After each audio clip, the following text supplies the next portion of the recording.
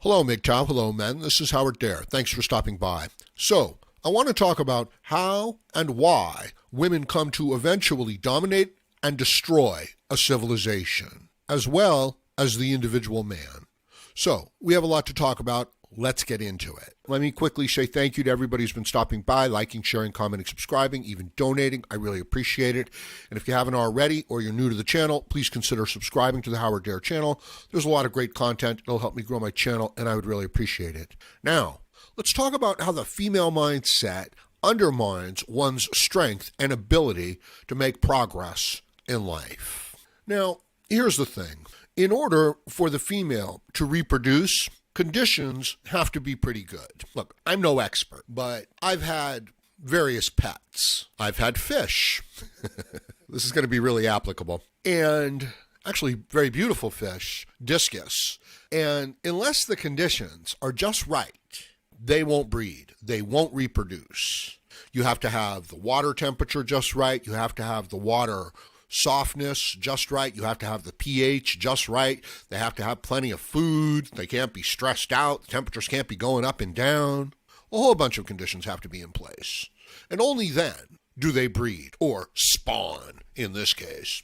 The conditions have to be pretty much ideal. And I think it's very similar with a lot of species. In any case, the point is that the expectations of the expecting female, are vast, are extreme, they're looking for ideal conditions. That's what the female wants. But you have to ask yourself, is life and reality about ideal conditions? This is why they want to create the ideal work environment, the ideal school setting. Of course, it's ideal for them. No competition. I'm fascinated when I hear things about women being upset that men are better negotiators for their salary, right? That this somehow represents some sort of injustice. Like an individual woman couldn't choose to develop her negotiating skills and become a good negotiator.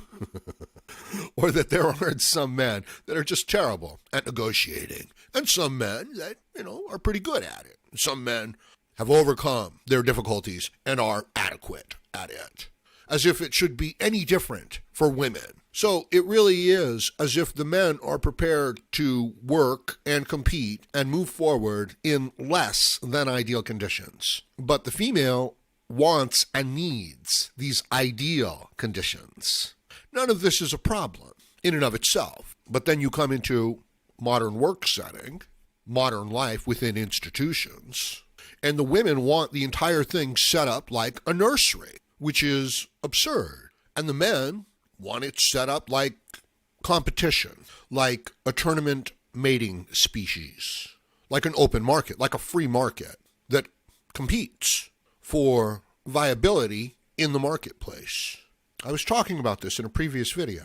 The idea that affirmative action is this attempt to do an end around on the requirements of reality and competition. And that if you do it, you undermine the very basis of the evolving system. You undermine the foundations of the system. You can't give people jobs in high-end careers because of what demographic group they belong to. They have to be qualified and skilled for the job. But the female mind wants everything to be perfect. So even people who aren't capable of performing a job should be given a job, because it'll make them feel good. Do you see? And do you see how this mindset is becoming normalized? And even the men are going along with it and promoting it. And from a pregnant female point of view, you can understand that it's a really good idea. So, let's say you have let's go back to the Stone Age again. It's the Neolithic, okay? This is right before the Bronze Age. This is right before we can start building walls effectively and cities and things like that. Coming out of a hunter-gatherer stage. What it basically comes down to is that females have a very hard time evolving past the idea that they get pregnant and need to be taken care of. I'm sorry, that's what they want. And to put them into the workplace is to then let them try to reshape and reform the workplace or the schools or the government, the social setting, or the entertainment industry to suit their needs. They can't build it themselves. This is a pregnant woman mentality and mindset in order to reproduce. This is the requirement of the female. The males are trying to produce and secure the conditions that will satisfy the females. The human, males, build society, build civilization, build technology, tools. Technology, tools. Do you see this sharp contrast between the female that needs ideal conditions in order to fulfill her biological imperative and the male who needs to create, secure these ideal conditions in order to get together with the female? What a completely different set of challenges they face. You can see why the men become such great builders and are so great at overcoming obstacles and dealing with difficulties. By their nature, that's what they do. That's what the males do.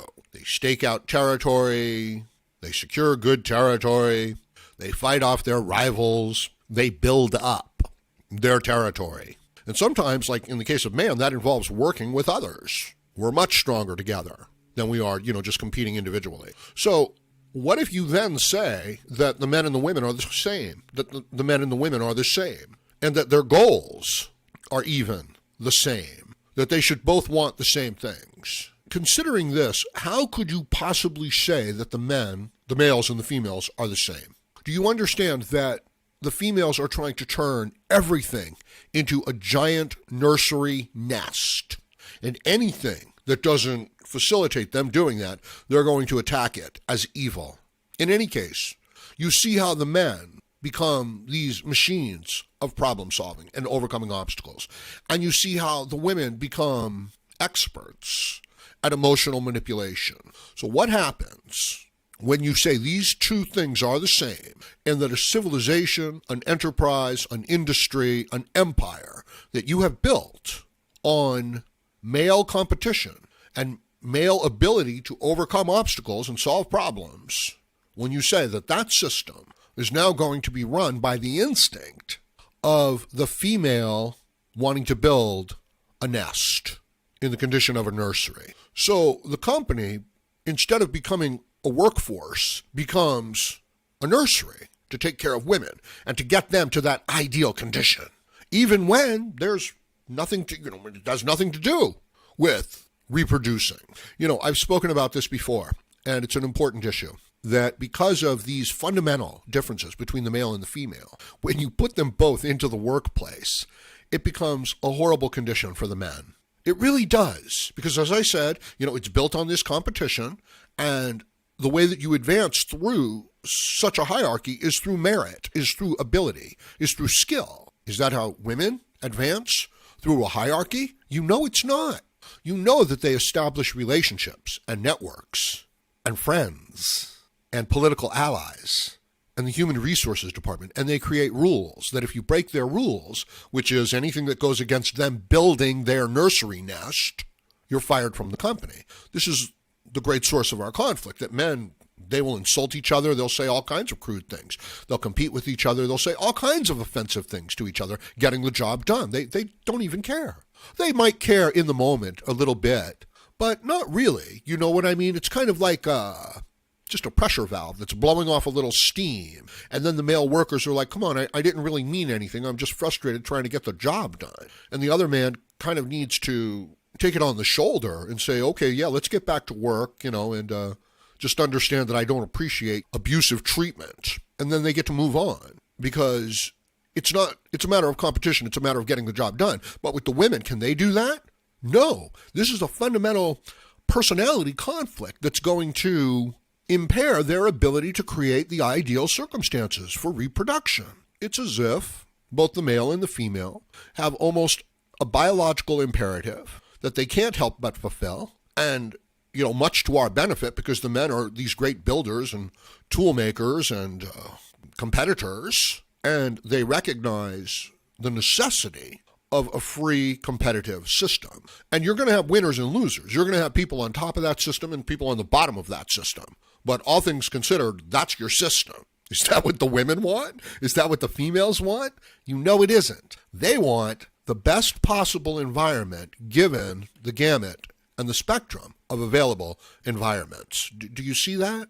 So if you've got 10 feet down and 10 feet up are both the lowest and the highest positions you can reach in a male hierarchy, the women want a position of the top 5 positions in order to fulfill their biological imperative. But the only way to secure that is to create these authoritative, abusive laws that destroy all the other areas and enslave all the other areas into maintaining the women in those top 5 positions of society, of culture, of the workforce. That's what we're experiencing right now. You know, we've got this system where you can be 10 places below or 10 places above, anywhere in between, as a competitive man. It's freedom. It's a great thing. It means that if you work hard and overcome obstacles and difficulties, that you can go anywhere you want within this system, within the confines of the system. That the limiting factor is, in fact, you and your work. You can understand why women would want a different type of system.